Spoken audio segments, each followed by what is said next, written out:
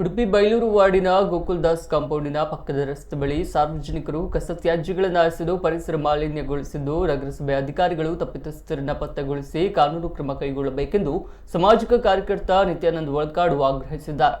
ಕಸ ಸಂಗ್ರಹಗೊಂಡಿರುವುದರಿಂದ ಪರಿಸರದಲ್ಲಿ ಗಬ್ಬು ವಾಸನೆ ಹರಡುತ್ತಿದೆ. ಮಾರಕ ರೋಗವಾಹಕ ಸೊಳ್ಳೆಗಳ ಉತ್ಪತ್ತಿ ಕೇಂದ್ರವಾಗಿದೆ. ಆದಷ್ಟು ಬೇಗ ಇಲ್ಲಿಂದ ಕಸ ತ್ಯಾಜ್ಯಗಳ ವಿಲೇವಾರಿಯಾಗಬೇಕಿದೆ ಎಂದರು.